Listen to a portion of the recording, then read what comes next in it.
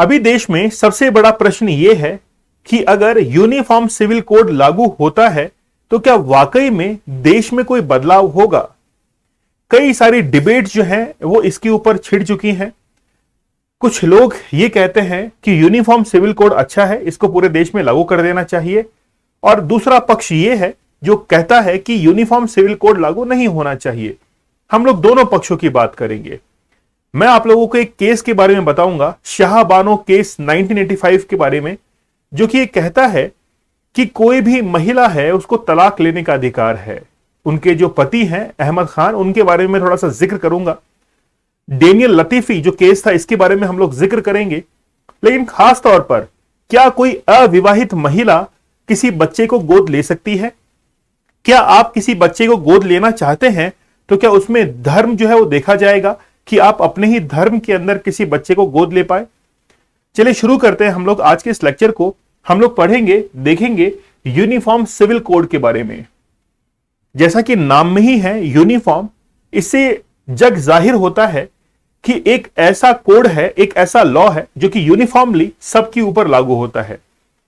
अगर वो किसी धर्म से रिलेट करता है, चाहे वो ईसाई हो, मुस्लिम हो, हिंदू हो, क्रिश्चियन हो, जैन हो, बौद्ध हो, जिस भी धर्म से, रिलीजन से वो कनेक्ट कर रहा है, उन सब के अंदर सभी प्रथाएं, कौन कौन सी प्रथाएं वो तो जाने हम लोग। तो सबसे पहले हम लोग डेफिनेशन के अंदर देखेंगे, a uniform civil code means that all sections of the society irrespective of their religion shall be treated equally. जो भी धर्म है, जिस भी धर्म से, रिलीजन से वो कनेक्ट करता है, सबके लिए इक्वल जो है वो लॉज, सिविल कोड जो है वो बनाए जाएंगे, which shall be applicable to all uniformly, सब पर समान रूप से लागू होंगे।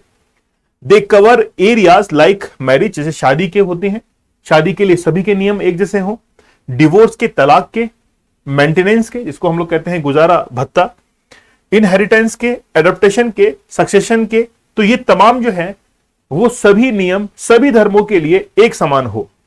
It is based on the premises that there is no connection between religion and law, क्योंकि धर्म और कानून के बीच में कोई भी जो है वो रिलेशन नहीं होता है, या फिर होता है। देखिए, लॉ जो है वो हमेशा वहां पर काम करता है जहां पर अच्छे और बुरे लोग रहते हैं। लॉ वहां पर काम नहीं करेगा जहां पर तमाम अच्छे लोग रहते हैं, और लॉ वहां पर भी काम नहीं करेगा जहां तमाम लोग बुरे लोग रहते हो, वहां पर भी काम नहीं करेगा। जहां पर दोनों का मिला जुला स्वरूप होता है वहां पर लॉ जो है वो काम करता है। लेकिन धर्म से इसका कोई खासा रिलेशन नहीं है।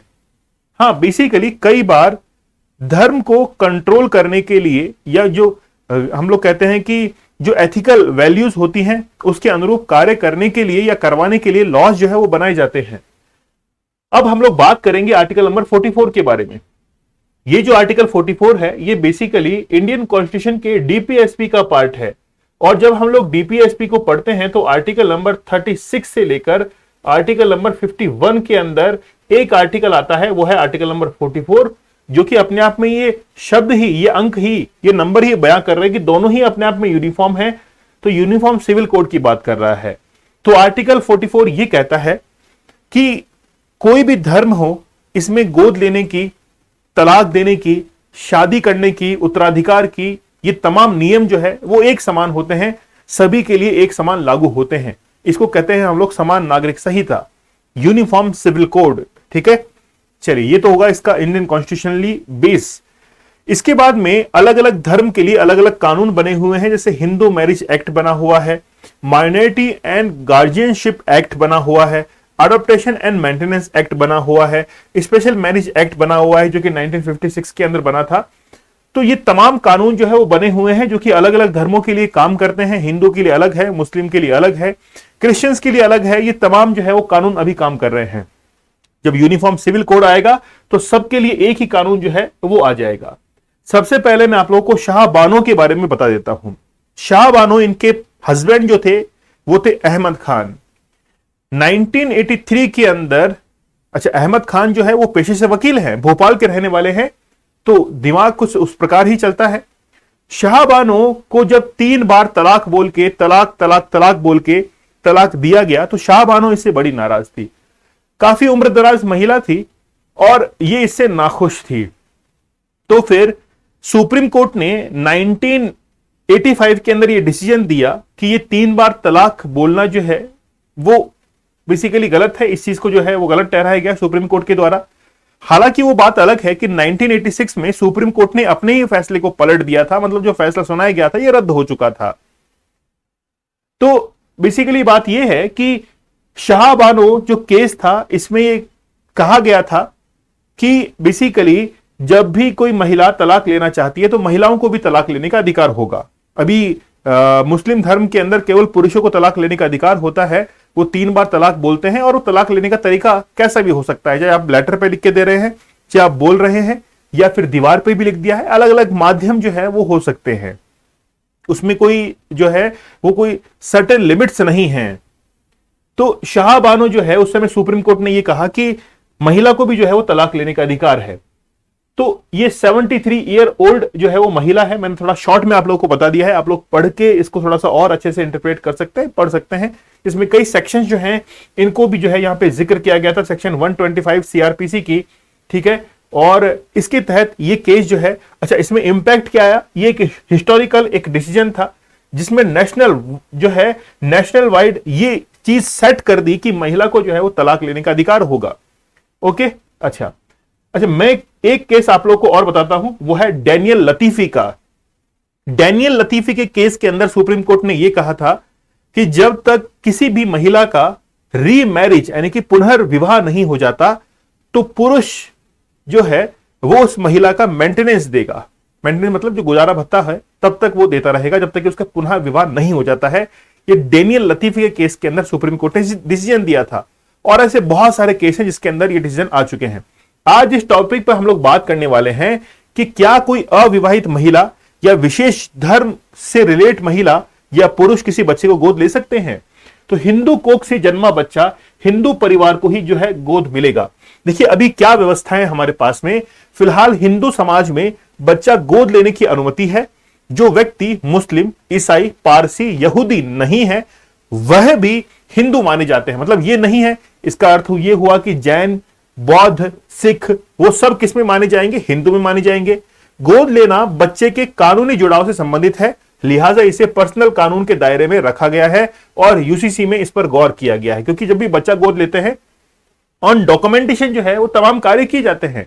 अब तक ये व्यवस्था थी, आगे क्या हो सकता है उसके बारे में देखें तो नए कानून में यह प्रस्ताव जोड़ने की बात चल रही है। मतलब यूनिफॉर्म सिविल कोड के अंदर यह बात चल रही है कि बच्चे के गोद लेने के मामले में उसके जन्म के धर्म का ख्याल जो है वो रखा जाए। हिंदू कोख से पैदा हुए बच्चे को हिंदू परिवार ही जो है वो गोद ले सके और अन्य धर्म भी अपने अपने धर्म के हिसाब से गोद ले सकते हैं। तो आगे अगर यूनिफॉर्म सिविल कोड लागू होता है तो उससे तमाम परिवर्तन जो है वो हो सकते हैं। आगे देखिएगा, क्या अविवाहित और विधवा महिलाएं भी बच्चा गोद ले सकती हैं? बिल्कुल ले सकती हैं, इसमें कोई दोहराई की बात नहीं है या फिर इसमें कोई शक या गुंजाइश की बात नहीं है। जो भी अविवाहित महिलाएं हैं या फिर हम लोग कहें कि विधवा जो महिलाएं हैं या पुरुष की भी बात करें, पुरुष भी जो है वो बच्चे गोद ले सकते हैं। हाँ, ये काम जो है प्रोसीजर वो लीगली होना चाहिए, ये लीगली जो है वो तमाम कार्य किए जाएंगे।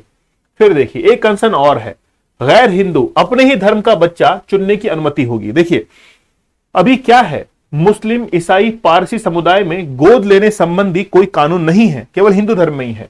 वे गार्जियन एंड वार्ड्स एक्ट 1890 के तहत बच्चा गोद लेने के लिए कोर्ट जा सकते हैं। वयस्क होते ही बच्चा अपने अभिभावकों से मुक्त हो जाता है, उसका पैतृक संपत्ति पर कोई हक नहीं होता है ना, कोई जो है वो हक नहीं होता है इस धर्म के अंदर। आगे क्या है कि प्रस्तावित कानून के ढांचे में सभी धर्मों के लोगों को गोद लेने की अनुमति दी जा सकती है, लेकिन उन्हें गोद के लिए अपने ही धर्म का बच्चा चुनने की अनुमति होगी। हिंदू है तो हिंदू बच्चे को ही चुनेगा। सोचने की बात यह है कि एक बच्चा जब गोद लिया जाता है तो यह पहले से कैसे डिसाइड हो जाएगा कि वो बच्चा हिंदू है कि मुस्लिम है? सोच सकते हैं आप, क्योंकि वो बच्चा गोद लिया ही क्यों जा रहा है। पहली बात तो यह कि यह हो सकता है कि अनाथ आश्रम से मान लीजिए कि गोद लिया गया है तो फिर वहां पर बच्चे को आइडेंटिफाई करना मुश्किल है। हां, पहले से किसी के पास में बच्चा है, उस धर्म के अंदर रह रहा है, तब तो जो है ये चीज पॉसिबल है। लेकिन हर जगह एक ही शर्त जो है वो कभी भी लागू नहीं होती है। एक शब्द वो समय और काल और परिस्थिति पर डिपेंड करता है। वो इक्वली जो है हमेशा एक शर्त हम लोग हर चीज पर जो है इंपोज नहीं कर सकते हैं। ठीक है, अभी गार्जियन एंड वार्ड एक्ट में यह व्यवस्था नहीं है। ठीक है, चलिए अब ये तो आप लोग की सोचने की बात है कि इसके अंदर क्या बदलाव हो सकता है। तो ये आज हम लोगों ने देखा है कि यूनिफॉर्म सिविल कोड क्या होता है, भारतीय संविधान में इसको कहां जगह मिली हुई है और आगे इसमें क्या परिवर्तन हो सकते हैं। क्या अविवाहित महिला गोद ले सकती है, अपने ही धर्म के जो है वो बच्चे गोद ले पाएंगे अगर यूनिफॉर्म सिविल कोड लागू होता है। गोवा भारत का पहला ऐसा स्टेट है जिसने यूनिफॉर्म सिविल कोड जो है इसको लागू किया था और उसके बाद से आप लोग देख सकते हैं कि गोवा वाकई में जो है इन चीजों के पचड़े से, ये पचड़ा ही है, इन चीजों से बाहर निकल चुका है। वहां पर सभी के लिए एक ही कानून है।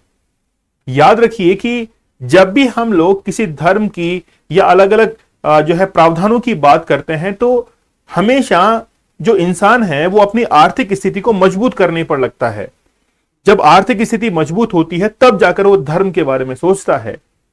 तो बेसिकली भारत को जरूरत है कि वो जो लोअर क्लास के लोग हैं उनकी जो इनकम है उसको इंक्रीज करे, उसके बारे में जो है विचार किया जाए अब भारत के अंदर, ताकि वो धर्म से ही जो है वो परे हो जाए।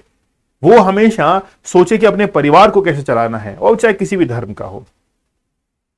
आप लोग मुझे कमेंट सेक्शन में यह बताइएगा कि क्या वाकई में भारत के अंदर धर्म ज्यादा ही हावी हो रहा है, क्या भारत के अंदर वो डेवलपमेंट में रुकावट डाल रहा है। थोड़ा गहराई से सोच के फिर मुझे बताइएगा, जल्दीबाजी में नहीं। ठीक है, तो इस चीज का आंसर जो है मुझे आप लोग कमेंट सेक्शन में जरूर बताइएगा। ठीक है, ओके। तो आप लोग जो है डॉक्टर मयूरिका दास के द्वारा एक कोर्स जो है वो डिजाइन किया गया है साइकोलॉजी का, जिसमें मैनिपुलेशन की टेक्निक जो है वो बताई गई है कि कैसे आप लोग इससे बच सकते हैं। आप लोग ये कोर्स जरूर ज्वाइन कीजिएगा। इसके साथ में प्रहार बैच आप लोग ज्वाइन कर सकते हैं, डिस्काउंटेड प्राइस में आप लोग को मिलेगा। यूपीएससी के एस्पिरेंट्स के लिए काफी ये फायदेमंद है, तो आप लोग इस बैच को जरूर ज्वाइन कीजिए। चलिए मिलते हैं हम लोग नेक्स्ट लेक्चर के अंदर। कोई भी समस्या हो जरूर समाधान निकलेगा। मिलते हैं हम लोग नेक्स्ट लेक्चर में, तब तक धन्यवाद, थैंक यू, जय हिंद।